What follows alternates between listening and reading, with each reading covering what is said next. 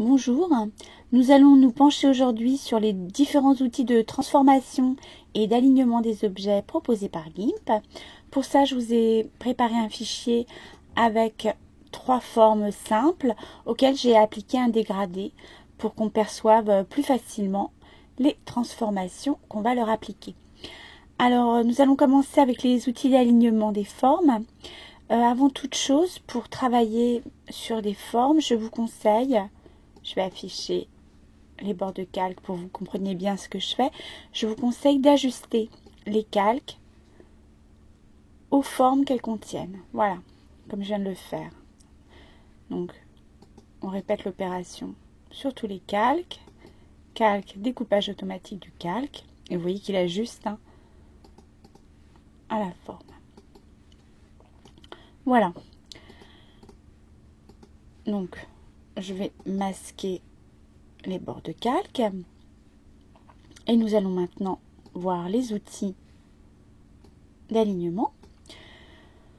Donc, ils permettent d'aligner différentes formes, soit les unes par rapport aux autres, soit par rapport à l'image, par rapport à un calque actif. Vous voyez, vous avez différentes par rapport à un chemin. Vous avez différentes possibilités. Donc, pour sélectionner les formes, vous cliquez dessus. Et puis, pour en sélectionner d'autres, on appuie sur la touche majuscule, Shift, comme on le fait pour ajouter une sélection à une première sélection. Voilà. Donc là, j'ai sélectionné mes 3 objets. Et je vais maintenant les aligner à l'horizontale, c'est-à-dire que leur position verticale va rester la même, mais par contre, je vais les aligner par exemple sur le premier élément. Donc le premier élément que j'ai sélectionné, c'est mon carré rose. Voilà. Donc ils vont tous s'aligner à droite de mon carré rose. Voilà. Ou au centre ou à gauche. Je pourrais également les aligner par exemple sur l'image. Et dans ces cas-là, par exemple, si j'aligne sur le bord droit de l'image, toutes mes formes vont aller se coller sur le bord droit. On peut également aligner des objets sur la verticale. Donc là, je vais les bouger pour qu'on ait quelque chose d'un peu plus intéressant. Voilà. Là, je vais par exemple aligner sur le calque actif. Donc, c'est aussi mon carré rose. Donc, par exemple, je vais sélectionner celui-ci. Et donc là, je vais aligner sur la verticale. Donc là, la position de mes objets sur la verticale va s'aligner, mais leur position à l'horizontale demeurera la même. Donc par exemple, je vais les aligner sur mon rond, puisque c'est les calques actifs. Ah bah oui, mais il faut déjà que je sélectionne mes objets, pardon. Alors, je sélectionne. Avec le premier objet que j'ai sélectionné, c'est le carré rose, mais le calque actif, c'est le rond.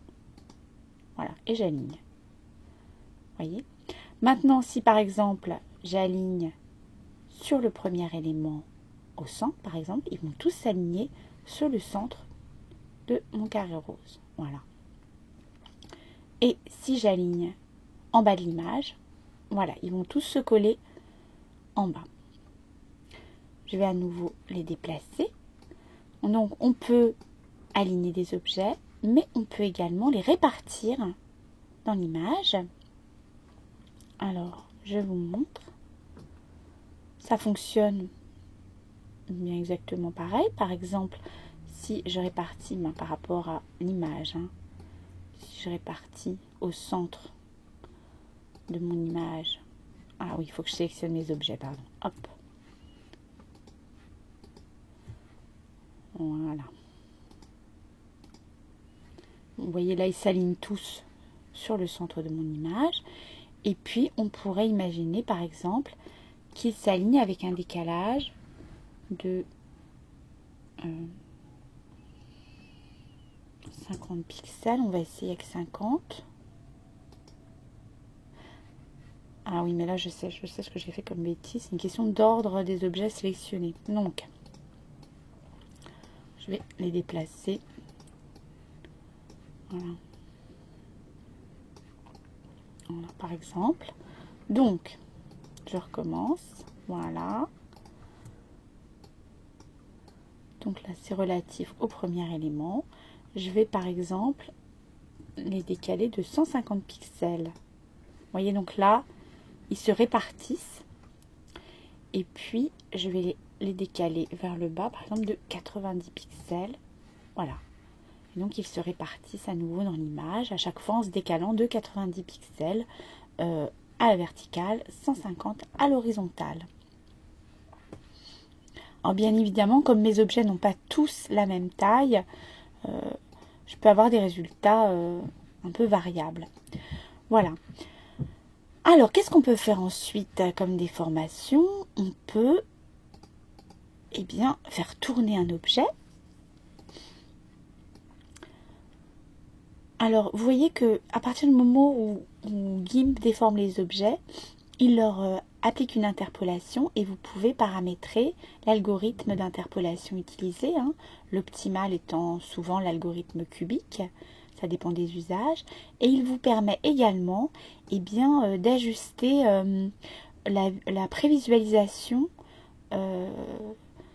du résultat final. Alors, ce que je trouve personnellement pratique, c'est de mettre l'image avec une certaine opacité. Vous pouvez avoir uniquement le contour, vous pouvez ajouter une grille à l'intérieur de votre, à la place de votre image, ou avoir une image avec la grille, et puis donc appliquer un degré d'opacité. Donc vous allez voir ce que ça donne. Et bien lorsque je vais faire tourner mon image, alors deux manières de la faire tourner, à partir du moment où je clique sur mon image avec cet outil, il m'ouvre une fenêtre qui me permet de faire tourner mon image avec le curseur. Je pourrais également régler l'angle de manière, on va dire, mathématique. Hein. Si j'avais un angle précis à appliquer, je pourrais changer le centre de mon image. Vous voyez, il déplace le point de centre autour duquel l'image va tourner. Donc vous voyez, elle tourne de manière asymétrique à présent. Voilà. Et puis, bien que cette fenêtre s'ouvre, j'ai tout de même la possibilité d'accomplir l'opération manuellement. Et vous voyez que, comme je l'ai paramétré, mon image, l'image que je fais tourner, s'affiche avec un degré de transparence moindre, de sorte que je vois sa position de départ et puis sa position d'arrivée. Voilà. Lorsque je suis contente du résultat, je peux cliquer sur rotation ou bien appuyer sur la touche Enter de mon clavier. Ah, il ne veut pas, il veut que je clique sur rotation. Pourtant normalement, ah mais ça marche peut-être pas avec tous les outils de transformation alors. Bon, donc j'annule la rotation. Nous allons maintenant voir l'outil de mise à l'échelle. Donc pareil, je peux régler l'opacité de ma prévisualisation. Et là, par exemple, je vais mettre l'image avec une grille. Je vais voir ce que ça donne. Donc je sélectionne mon objet. Et puis, je peux, par exemple, l'agrandir par rapport, en contrôlant avec ma grille. Je pourrais également appliquer un pourcentage d'agrandissement, hein, par exemple 200%. Vous voyez, échelle, voilà. Là, on va voir si Enter marche parce que il me semblait pourtant utiliser. Non, en fait, dès qu'on lâche ça, donc c'est pas avec celui-là qu'on peut faire Enter. Et on va voir maintenant. Alors, vous avez un outil de cisaillement. Alors, pareil, je vais appliquer une opacité. Donc, on peut le paramétrer manuellement. Vous voyez. Ou bien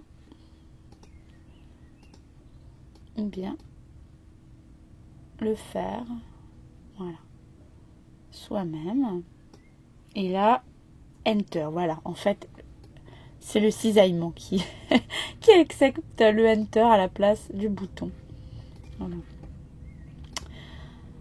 Alors, nous avons maintenant un outil qui permet, alors il appelle ça outil de perspective, mais c'est plutôt un outil de déformation.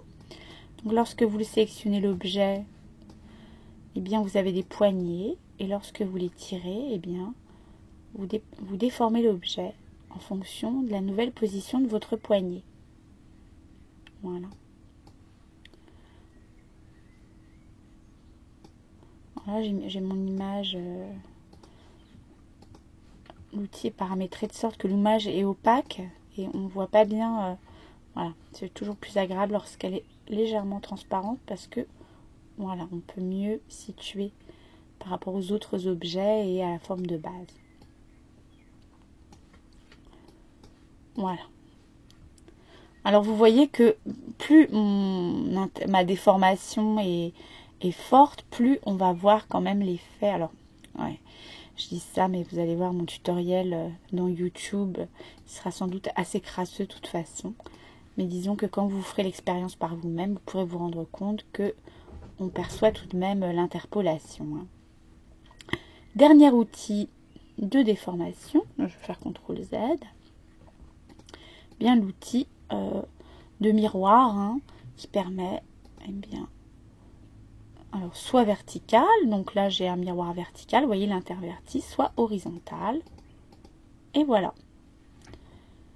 Donc nous avons fait le tour de ces outils de déformation. Ils permettent eh bien, de faire subir des modifications à nos formes. Vous avez également la possibilité de déformer, enfin de transformer les calques. Par exemple, calque. Alors ça, on va faire ça. On va remettre notre calque aux dimensions de l'image parce que ça nous permettra de mieux appréhender ce que ça, enfin la différence entre le fait de déformer ou de déformer une simple forme avec un calque ajusté et un calque voilà. Donc si là j'ai mon calque, si je veux le transformer par exemple avec un miroir horizontal, eh bien vous voyez que c'est tout le calque qui subit l'effet de miroir. À présent, si je lui fais subir une rotation à 180, vous voyez, il va se retrouver à l'autre bout. Alors que si j'avais fait ça avec ce carré-ci qui est ajusté, calque, comme transformer miroir horizontal, vous voyez, il n'y a que la forme. Donc à vous de savoir quand est-ce qu'il vaut mieux ajuster votre calque à la forme ou voilà, rotation. Vous voyez, donc je peux faire tourner là mon calque, mais si je fais avec celui-ci, calque, transformer, rotation arbitraire, vous voyez que c'est tout mon calque qui tourne.